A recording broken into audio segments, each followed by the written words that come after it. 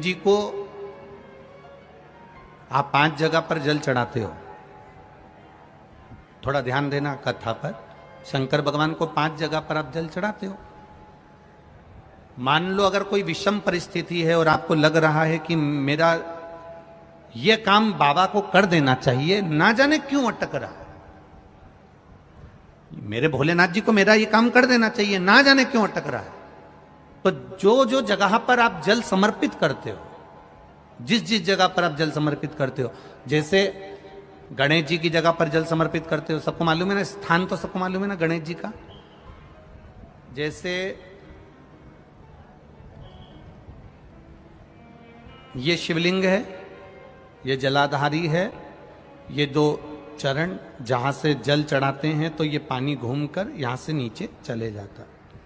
अब जरा समझिएगा, आप जब शंकर जी के मंदिर, आपको लगे कि हमारा ये कार्य हो जाना चाहिए, ये कार्य हो क्यों नहीं रहा, आखिर में इतने दिन से लगी हूं, ये काम क्यों नहीं हो रहा, सबके काम हो रहे, मेरा क्यों नहीं हो रहा, तो विश्वास रखकर 5 सोमवार, 6 सोमवार, 7 सोमवार इसको कर कर देखिएगा।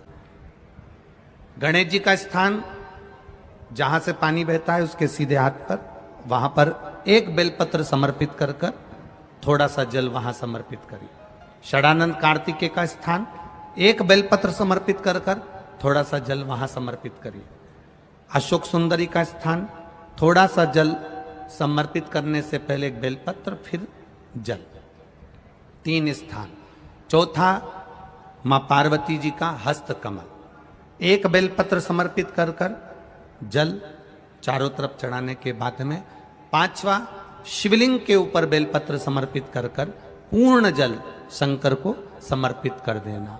ये 5 स्थान का चढ़ा हुआ जल आपके जो काम अटक रहे हैं, जो कार्य में आपको तकलीफ आ रही है, आप बाबा को बस एक बेलपत्र और एक लोटे जल में से 5 स्थान पर जल समर्पित करने पर आप तुरंत 2 महीना भी नहीं लगेगा, मेरा विश्वास कहता है 15 या 20 दिन में बाबा उसको स्वीकार करेंगे।